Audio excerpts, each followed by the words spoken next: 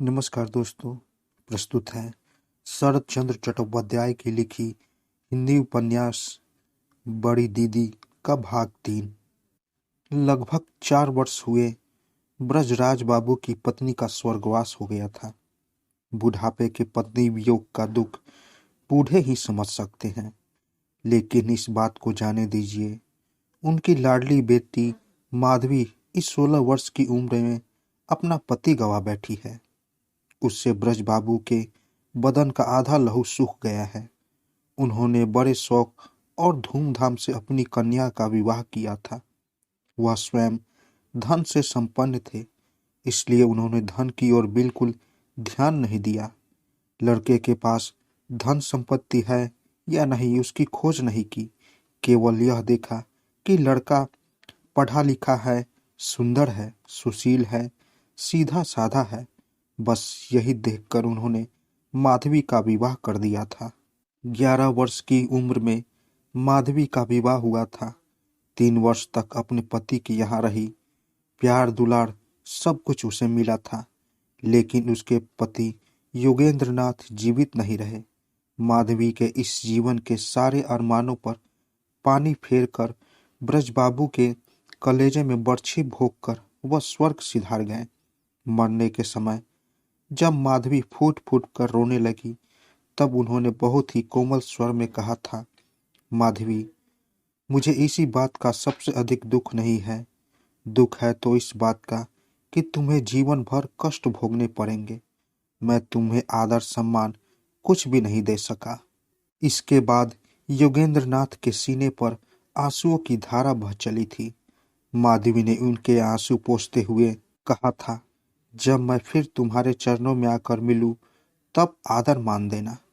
योगेंद्र नाथ ने कहा था, माधवी, जो जीवन तुम मेरे सुख के लिए समर्पित करती, वह जीवन अब सभी के सुख के लिए समर्पित कर देना। जिनके चेहरे पर दुख और उदासी दे, उसी चेहरे को प्रफुल्लित करने का प्रयत्न करना। और क्या कहूँ माधवी। इसके बाद फिर आंसू मचल कर बहने लगे। माधवी ने उन्हें फिर पोंछ दिया। तुम सतत पर रहना, तुम्हारे पुण्य प्रताप से ही मैं तुम्हें फिर पा सकूंगा। तभी में माधवी बिल्कुल बदल गई। क्रोध, द्वेष, हिंसा आदि जो भी उसके स्वभाव में शामिल थे, उन सबको उसने अपने स्वामी की चिता की भस्म के साथ साथ सदा सदा सर्वदा के लिए गंगा जल में प्रवाहित कर दिया। जीवन में जो भी साथ और आकांक्षाएं होती है, विधवा हो जाने पर कहीं चली गई। जब मन में कोई साध सिर उठाती है, तो वह अपने स्वामी की बात सोचने लगती है। जब वह नहीं, तब फिर सब क्यों? किसके लिए दूसरों से डाह करूं? किसके लिए दूसरों की आंखों के आंसू बहाऊं? और वह सब हीन प्रवृत्तियां उसमें कभी थी भी नहीं। वह बड़े आदमी की बेटी है। ईर्ष्या और द्वेष उसने कभी सीखा भी नहीं था। उसके बागीचे में बहुत से फूल खिलते हैं। पहले वह उन फूलों की माला गूंथकर अपने स्वामी के गले में पहनाती थी, लेकिन अब स्वामी नहीं है, इसलिए उसने फूलों के पेड़ पौधे कटवाए नहीं। अब भी उन पर उसी प्रकार फूल खिलते हैं, लेकिन वह धरती पर गिरकर मुरझा जाते हैं। अब वह उन फूलों की माला नहीं पिरोती, उन सबको इकट्ठा करके अंजलि भर भर कर दीन दुखियों के बांट देती है। जिसके पास नहीं है उन्हीं को देती है। इसमें जरा भी कंजूसी नहीं करती, जरा भी मुंह भारी नहीं करती। जिस दिन ब्रजबाबू की पत्नी परलोक सिधारी, उसी दिन से घर में कोई व्यवस्था नहीं रह गई थी। सभी लोग अपनी अपनी चिंता में रहते थे। कोई किसी की ओर ध्यान न देता। सभी के लिए एक एक नौकर मुकर्रर था, और नौकर केवल अपने मालिक का काम करता था। रसोई घर में रसोइया भोजन बनाता, और एक बड़े अन्न सन की तरह सब अपनी अपनी पत्तल बिछाकर बैठ जाते। किसी को खाना मिल पाता, किसी को न मिल पाता।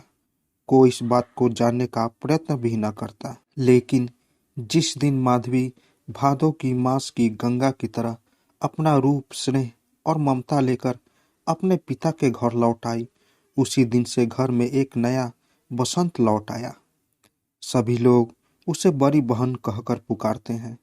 घर का फालतू कुत्ता तब शाम को एक बार बड़ी बहन को अवश्य देखना चाहता था। मानो इतने आदमियों में से भी एक को स्नेहमयी और दयामयी मानकर चुन लिया है। घर के मालिक ने से लेकर सुबह नायाब गुस्सामते दास दासिया बड़ी दीदी पर ही निर्भर रहते हैं। कारण कुछ भी हो, लेकिन सभी के मन यह धारणा बैठ गई है कि बड़ी दीदी पर हमारा कुछ विशेष अधिकार है। स्वर्ग का कल्पतरु हम में से किसी ने कभी नहीं देखा, यह भी नहीं जानी कि कभी देख पाएंगे या नहीं, इसलिए इसके बारे में कुछ कह नहीं सकते। लेकिन ब्रज बाबू की गृहस्थी के सभी लोग ने एक कल्प वृक्ष पा लिया। इसी कल्प वृक्ष के नीचे आकर वह हाथ फैलाते हैं और मनचाही वस्तु पाकर हंसते हुए लौट जाते हैं। इस प्रकार के परिवार के बीच सुरेंद्र नाथ ने एक नया ढंग का जीवन व्यतीत करने का मार्ग देखा। जब सभी लोगों ने सारा भार एक ही व्यक्ति पर डाल रखा हो, तो उसने भी वैसा ही किया। लेकिन अन्य लोगों की अपेक्षा उसकी धारणा कुछ और ही प्रकार की है। वह सोचता है कि बड़ी दीदी नाम एक जीवित पदार्थ इस धर में रहता है, वही सबको देखता सुनता है, उसके नाज नखरे बर्दाश्त करता है और जिस जिस चीज की आवश्यकता होती है वह उसे मिल जाती है।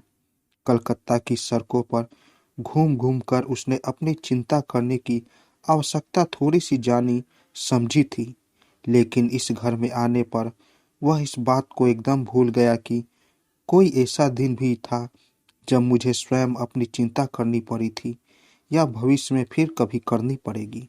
कुर्ता धोती जूता छाता घड़ी जो कुछ भी चाहिए सभी उसके लिए हाजिर है। रुमाल तक कोई उसके लिए अच्छी तरह सजा कर रख जाता है।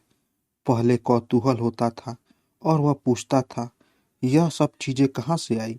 उत्तर मिलता, बड़ी दीदी ने भेजी है। आजकल जलपान की प्लेट तक देखकर वह समझ लेता है कि यह बड़ी दीदी ने ही बड़े प्रयत्न से सजाया है। गणित के प्रश्न हल करने बैठता तो एक दिन उसे कंपास का ख्याल आया। उसने प्रमीला से कहा, प्रमीला, बड़ी दीदी के यहाँ से कंपास लाओ। बड़ी दीदी को कंपास से कोई काम नहीं पड़ता, इसलिए उसके पास नहीं था, लेकिन उसने तत्काल ही आदमी को बाजार भेज दिया। संध्या को सुरेंद्र नाथ टहलकर लौटा तो उसने देखा टेबल पर वांछित वस्तु रखी है। दूसरे दिन सवेरे प्रमिला ने कहा, मास्टर साहब, बहरी बहन ने वह भेज दिया है। इसके बाद बीच बीच में एकाध चीज इसी मांग बैठता, जिसके लिए माधवी बड़ी संकट में पड़ जाती। बहुत खोज करती तब कहीं जाकर प्रार्थना पूरी कर पाती। फिर भी यह कभी न कहती कि मैं यह चीज नहीं दे सकूंगी। कभी वह अचानक ही प्रमिला से कह बैठता, बड़ी दीदी से 5 पुरानी धोतियां ले आओ, भिखारियों को देनी है। नई और पुरानी धोतियां छांटने की फुर्सत माधवी को हर समय नहीं रहती, इसलिए वह पहनने की ही 5 धोतियां भेज देती और फिर ऊपर की खिड़की से देखती कि 4-5 गरीब जय जयकार करते चले आ रहे हैं। उन लोगों को कपड़े मिल गए हैं। इंद्रनाथ के इस प्रकार छोटे मोटे आवेदन रूपी अत्याचार नित्य ही माधवी को सहने पड़ते, लेकिन धीरे धीरे माधवी को इन सब बातों का ऐसा अभ्यास हो गया कि अब उसे कभी ख्याल ही नहीं आता कि उसके घर में कोई नया आदमी आकर नित्य प्रति के कामों में नई तरह के छोटे मोटे उपद्रव मचा रहा है। केवल यही नहीं, इस नए व्यक्ति के लिए आजकल माधवी को बहुत ही सतर्क रहना पड़ता है। काफी खोज खबर लेनी पड़ती है। यदि वह अपनी जरूरत की सभी चीजें स्वयं मांग लिया करता तो माधवी की मेहनत आधी कम हो जाती। लेकिन सबसे बड़ी चिंता की बात यह है कि वह अपने लिए कभी कोई चीज मांगता ही नहीं। पहले माधवी यह नहीं जान सकी कि सुरेंद्र नाथ उदासीन प्रवृत्ति का आदमी है। सुबह की चाय ठंडी हो जाती है और वह पीता ही नहीं। जलपान को छूने तक का उसे ध्यान न रहता। कभी कभी कुत्ते ही खिला देता है। खाने बैठता तो खाने की चीजों का रत्ती भर भी सम्मान न करता और एक हटाकर नीचे डालकर छिपा कर रख जाता, जैसे उसे कोई भी चीज न रुचती हो। नौकर चाकर कहते, भास्कर साहब तो पगला है, न कुछ देखते हैं न कुछ जानते हैं, बस किताब लिए बैठे रहते हैं। ब्रज बाबू बीच बीच में पूछते कि नौकरी की कोई व्यवस्था हुई या नहीं। सुरेंद्र इस प्रश्न का कुछ यूं ही सा उत्तर दे दिया करता। माधवी यह सब बातें अपने पिता से सुनती और समझ जाती कि मास्टर साहब नौकरी पाने का रत्ती भर प्रयत्न नहीं करते। इन्हीं भी नहीं, जो कुछ मिल गया है उसी से संतुष्ट है। सवेरे 10 बजे ही बड़ी बहन की ओर से स्नान और भोजन का तकाजा आ जाता है। अच्छी तरह भोजन न करने पर बड़ी दीदी की ओर से प्रमिला आकर शिकायत कर जाती है। अधिक रत्ता तक किताब लिए बैठे रहने पर नौकर आकर गैस की चाबी बंद कर देता। मना करने पर अनसुना कर देता, कहता बड़ी बहन का हुक्म है। एक दिन माधवी ने अपने पिता से हंसते हुए कहा, बाबूजी, जैसी प्रमिला है ठीक वैसे ही उसके मास्टर साहब हैं। क्यों बेटी, दोनों ही बच्चे हैं। जिस तरह प्रमिला नहीं समझती कि उसे कब किस चीज की आवश्यकता है, कब खाना चाहिए, कब क्या काम करना चाहिए उचित है, उसके मास्टर भी वैसे ही हैं। अपनी आवश्यकताओं को नहीं जानते, फिर भी असमय ऐसी चीज की मांग कर बैठते हैं कि होशो हवास ठीक रहने की हालत में कोई व्यक्ति उसे नहीं मांग सकता। ब्रजबाबू कुछ समझे नहीं, माधवी के मुंह की ओर देखते रहे। माधवी ने हंसते हुए पूछा, तुम्हारी बेटी प्रमिला समझती है कि उसे कब किस चीज की जरूरत है? नहीं समझती और असमय उत्पात करती है। हाँ, सो तो करती है, मास्टर साहब भी ऐसा ही करते हैं। ब्रजबाबू ने हंसते हुए कहा, मालूम होता है कि लड़का कुछ पगला है। पागल नहीं है, जान पड़ता है किसे बड़े आदमी के लड़के हैं। ब्रजबाबू ने चकित होकर पूछा, कैसे जाना? माधवी जानती नहीं थी, केवल समझती थी। सुरेंद्र अपना एक भी काम स्वयं नहीं कर सकता था, वह हमेशा दूसरों पर ही निर्भर रहता था। अगर कोई दूसरा कर देता तो काम हो जाता और अगर नहीं करता तो नहीं होता। कार्य करने की क्षमता न होने के कारण ही माधवी उसे जान गई। वह सोचती है कि आरंभ से ही उसमें काम करने की आदत नहीं है। विशेष रूप से उसके नए ढंग से खाना खाने के तरीकों ने माधवी को और भी अधिक चकित कर दिया है। खाने की ओर कोई सी चीज उसे अपनी ओर पूरी तरह आकर्षित नहीं कर पाती। कोई भी चीज वह भरपेट नहीं खाता। किसी चीज के खाने की रुचि नहीं होती। उसका यह बूढ़ों जैसा वैराग्य, बच्चों जैसी सरलता, पागलों जैसी अपेक्षा। कोई खाने को दे देता है तो खा लेता है, नहीं देता तो नहीं खाता। यह सब माधवी को बहुत ही रहस्यपूर्ण जान पड़ता है और इसलिए उसके मन में उसके प्रति दया और करुणा जाग उठी है।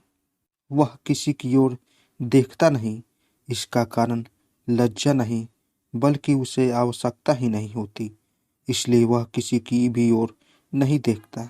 लेकिन जब उसे आवश्यकता होती है तो उसे समय और असमय का ध्यान ही नहीं रहता। एकदम बड़ी दीदी के पास उसका निवेदन आ पहुंचता है।